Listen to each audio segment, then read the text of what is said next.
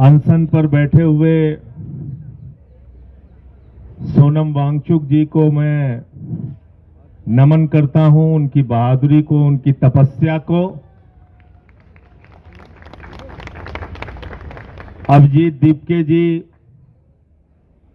और उनके सभी साथियों को,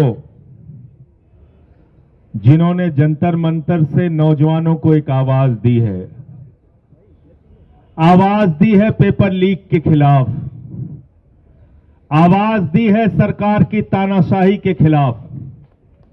और ये आवाज हिंदुस्तान के हर नौजवान को सुननी चाहिए, क्योंकि जब अभी मैं बातचीत कर रहा था तो मैंने सोनम जी से पूछा कि आपकी उम्र कितनी है, तो मुझसे कहने लगे कि 59 साल की हमारी उम्र है।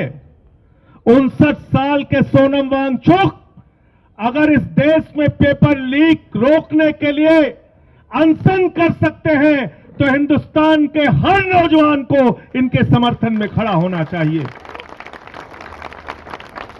खड़ा होना चाहिए इनके समर्थन में। इसलिए कि पीर पर्वत बन चुकी है, अब पिघलनी चाहिए। फिर हिमालय से कोई गंगा निकलनी चाहिए। सिर्फ हंगामा खड़ा करना मेरा मकसद नहीं, मेरी कोशिश है कि ये सूरत बदलनी चाहिए।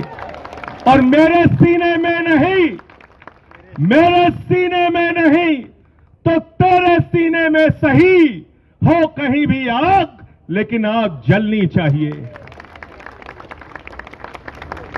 बिल्कुल ठीक कहा हमारे दोस्त जॉन ब्रिटास जी ने। ये देश आजाद कैसे हुआ? आंदोलन की बदौलत आजाद हुआ। इस देश से 190 साल का अंग्रेजों का शासन कैसे गया?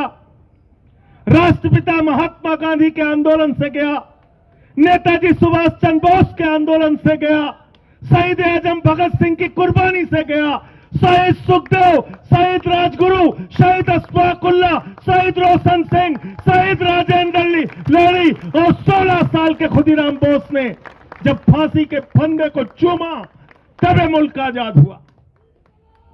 ये मुल्क उन लोगों की बदौलत याद नहीं, याद रखना, उन लोगों की बदौलत, उन लोगों की बदौलत ये मुल्क आजाद नहीं हुआ जो उस जमाने में अंग्रेजों की दलाली कर रहे थे। नाम ले लूंगा तो मुश्किल हो जाएगी, नाम ले लूंगा तो मुश्किल हो जाएगी। सदन में मुझसे कहने लगे वंदे मातरम पे बहस करो। मैंने कहा बेईमानो, 4 लोगों का नाम बताओ जो वंदे मातरम लगा के तुम्हारे पुरखे जेल गए थे। 4 के नाम बताओ। वंदे मातरम की बात करते हो, भारत माता की जय की बात करते हो, तुम लोग बात करते हो जिन्होंने अपने मुख्यालय पे 52 साल तक भारत माता का तिरंगा झंडा नहीं फहराया। उनसे कोई देशभक्ति का प्रमाण पत्र नहीं चाहिए। मुझे बहुत अफसोस है कि देश के शिक्षा मंत्री ने हमारे नौजवानों को देशद्रोही कहा। मुझे बहुत अफसोस और पीड़ा है कि इन नौजवानों को अपमानित करने का काम किया गया जो जंतर मंतर से अपनी आवाज लगा रहे हैं। मैं भारत के प्रधानमंत्री नरेंद्र मोदी और देश के शिक्षा मंत्री से कहना चाहता हूं, ये अपने हक के लिए यहां पर हैं, पेपर लीक को रोकने के लिए यहां पर हैं, और पेपर लीक पूरे हिंदुस्तान में रुकवा कर दम लेंगे। ये इनकी लड़ाई उस बात के लिए है। तुम इनको देशद्रोही कह रहे हो? जो भी अपने लिए खड़ा होता है, अपने लिए आवाज उठाता है, वो देशद्रोही हो जाता है। किसान आएगा काले कानून के खिलाफ तो कहोगे किसान खालिस्तानी है, पाकिस्तानी है, देशद्रोही है। नौजवान आएगा पेपर लीक के खिलाफ तो उसको कहोगे देशद्रोही है, देशद्रोही है। मैं तो भाजपाइयों के बारे में कहता हूं, जितना पाकिस्तानी पाकिस्तान का नाम नहीं लेते, उससे ज्यादा भाजपाई पाकिस्तान का नाम लेते हैं। लेते नहीं लेते? बताओ, लेते हैं कि नहीं लेते हैं? देश से प्यार क्या होता है? वो सोनम वांगचुक से आके सीखो, अभिजीत दीपके से आके सीखो। क्या होता है देश से प्यार, यहां पे जो नौजवान है उनसे आके सीखो, उनसे आके सीखो। थोड़ी शिक्षा तुम्हारी भी बढ़ेगी, लेकिन सीखोगे कैसे? तुम तो दूसरा काम सीखने में लगे हो, दूसरा काम सीखने में लगे हो। स्कूल लूट रहे हो, या नौजवानों को 2 वक्त की खाने की रोटी नहीं मिल रही है, लेकिन तुम लोग स्कूल खा रहे हो, अस्पताल खा रहे हो, सड़क खा रहे हो, बिजली खा रहे हो, पानी खा रहे हो, हवाई जहाज खा रहे हो, समुद्री तट खा रहे हो, गैस खा रहे हो, कोयला खा रहे हो, पेपर खा रहे हो, और तो और प्रभु श्री राम का मंदिर भी खा रहे हो।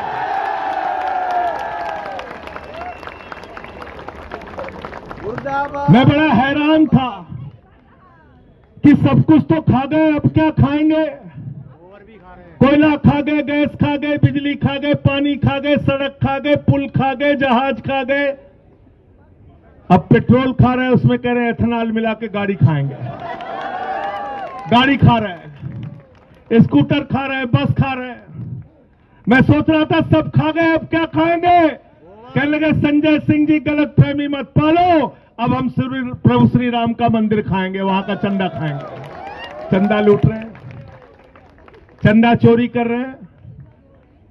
तो मैं ये कहना चाहता हूं, जिन्होंने भगवान को नहीं बख्शा वो ना तो राम के हैं, ना आम के हैं, ना किसी काम के हैं।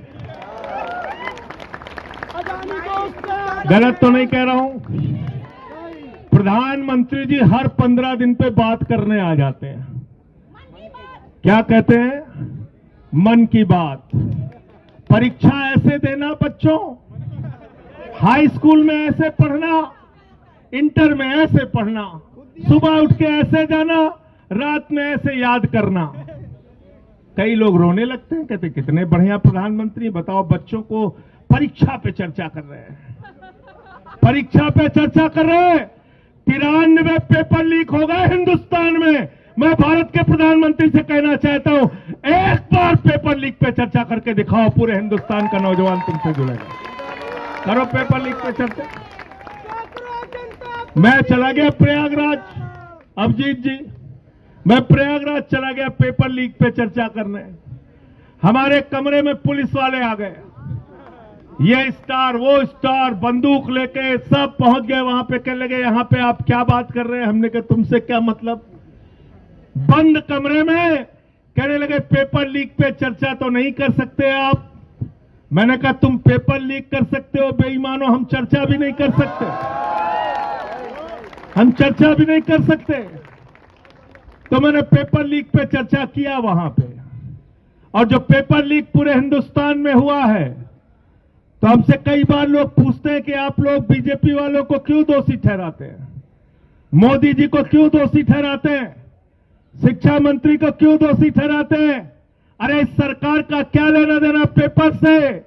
तो मैं उनसे कहता हूं, जितने पेपर लीक करने वाले हैं ये सारे के सारे चंदा चोर पार्टी से जुड़े हुए लोग हैं, भारतीय जनता पार्टी से जुड़े हुए लोग हैं।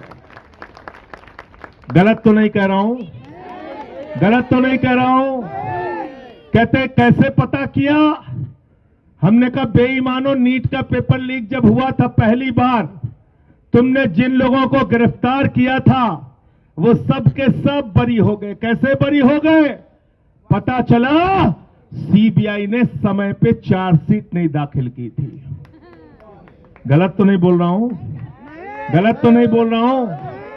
बताओ अगर प्रधानमंत्री शामिल नहीं है, बताओ अगर इनकी पार्टी शामिल नहीं है, तो प्रधानमंत्री के नीचे काम करने वाली सीबीआई ने पेपर लीक के माफियाओं के खिलाफ समय पे चार्जशीट दाखिल क्यों नहीं की? उनको सजा क्यों नहीं दिलाई आज तक? बताओ जरा, हमको इस सवाल का जवाब दो।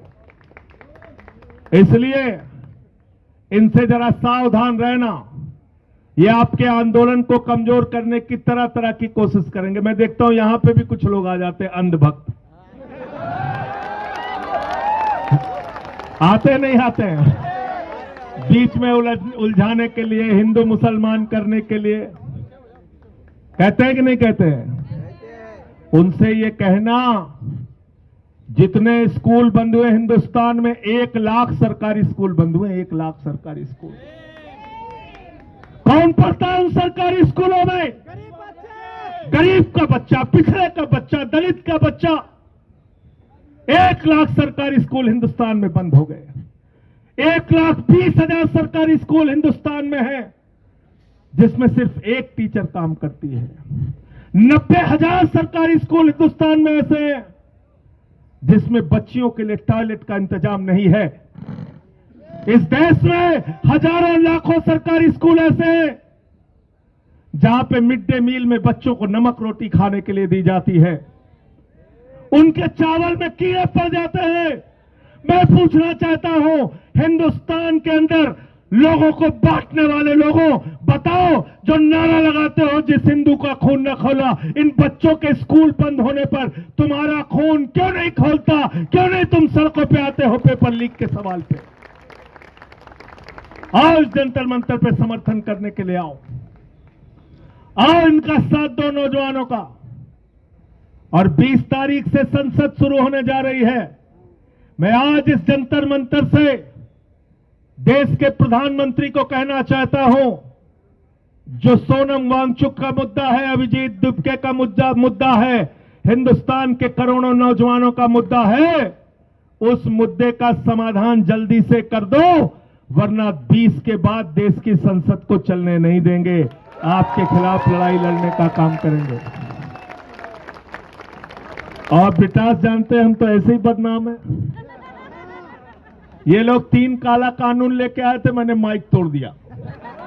जिस माइक से वो काला कानून पास करने जा रहे थे, मैंने माइक तोड़ दिया, मुझे उठा के सस्पेंड कर दिया। भाजपाई नाराज हो गए, कहने लगे देखिए संजय सिंह ने माइक तोड़ दिया, माइक तोड़ दिया, माइक तोड़ दिया। मैंने कहा बेईमानो, तुमने किसानों की हड्डियां तोड़ी है, मैंने तो सिर्फ माइक तोड़ा, ये काला कानून वापस ले लो।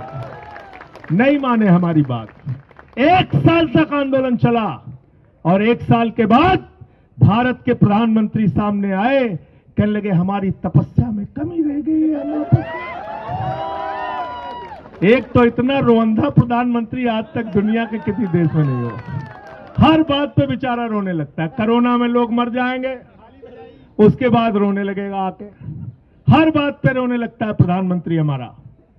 ऐसा प्रधानमंत्री है, चुनाव में गए उत्तर प्रदेश में, कहने लगे उत्तर प्रदेश के लोगों, भारतीय जनता पार्टी को वोट दे दो।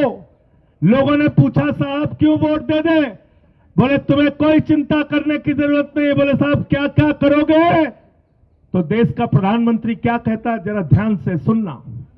भारत का प्रधानमंत्री उत्तर प्रदेश में स्कूल बनाने के लिए नहीं कहता, अस्पताल बनाने के लिए नहीं कहता, सड़क बनाने के लिए नहीं कहता, रोजगार देने के लिए नहीं कहता, फैक्ट्री लगाने के लिए नहीं कहता, पेपर लीक रोकने के लिए नहीं कहता। देश का प्रधानमंत्री कहता है भाइयों और बहनों, जरा हमको बताओ, अगर गांव गांव में कब्रिस्तान है तो शमशान होना चाहिए कि नहीं होना चाहिए?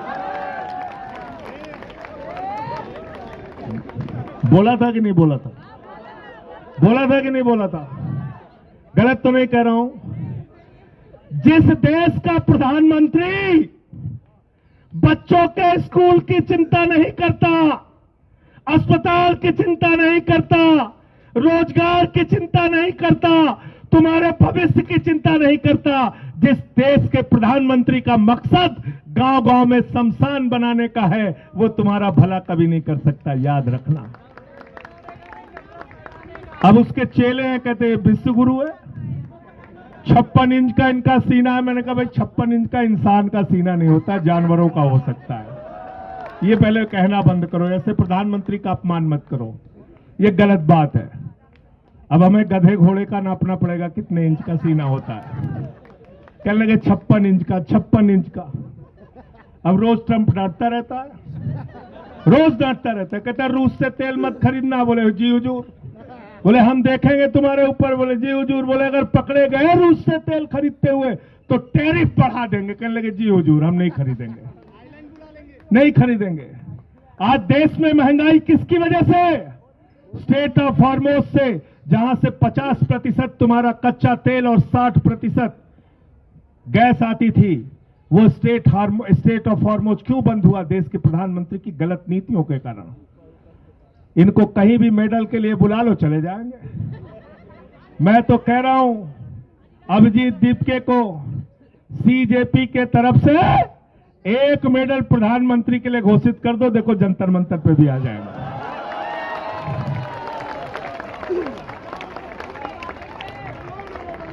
घोषित कर दो एक मेडल, पेपर लीक मेडल, कोई भी नाम रख दो, आ जाएंगे लेने के लिए। अभी कहीं गए थे, कौन से देश में गए थे? सेशल्स में गए थे। 1,15,000 की आबादी है वहां पे। उसी दिन उन्होंने मेडल बनाया, उसी दिन पहना दिया, प्रधानमंत्री चले आए वहां। इजराइल चले गए 3 दिन पहले युद्ध के। तो भारत के प्रधानमंत्री, उनको पूरी दुनिया में घूम घूम के चिंता है। देश में हिंदू मुसलमान करके लोगों को बांटने की चिंता है। देश के अंदर नफरत फैला के अपने वोट की राजनीति करने की चिंता है। लेकिन पेपर लीक कैसे खत्म हो, इस बात की चिंता अगर प्रधानमंत्री को नहीं है, तो मैं पूरे देश के नौजवानों को आह्वान करना चाहता हूं फिर से एक बार कि एक तरफ 59 साल के हमारे सोनम वांगचुक हैं और दूसरी तरफ हमारा ये भाई, ये नौजवान साथी अभिजीत दीपके है। इनके कंधे से कंधा मिलाने के लिए आओ। हमारा ये रंगा भाई है, इनके साथ दो। हमारे एक एक जितने भी साथी हैं इस जंतर मंतर के आंदोलन में, मैं सर झुका के आप सबको नमन करता हूं, आपके हौसले को नमन करता हूं और यकीन दिलाना चाहता हूं कि सिर्फ बातों में यकीन मत रखना। यहां पे बहुत सारे लोग आएंगे, बोलेंगे और चले जाएंगे, लेकिन हम आपके लिए करते क्या है उसके ऊपर पूरी नजर रखना। अगर संसद चली और हमारी और जॉन ब्रिटास की आवाज वहां पर सुनाई नहीं दी, तो सवाल हमसे भी करना, और जो लोग आके यहां पर बड़ी बड़ी बातें करेंगे, सवाल उनसे भी करना। वो शख्सियत आपके बीच में है सोनम वांगचुक जी, जिन्होंने लद्दाख के अधिकारों के लिए लड़ाई लड़ी। हम लोगों की फोन पे उस समय कई बार बातें होती थी। 16 दिन का अनशन इन्होंने किया, 21 दिन का अनशन इन्होंने किया, कई 100 किलोमीटर की पदयात्रा इन्होंने की। आप लोगों ने कई देश के कई हिस्सों में जाके आंदोलन किया, नौजवानों की आवाज उठाई।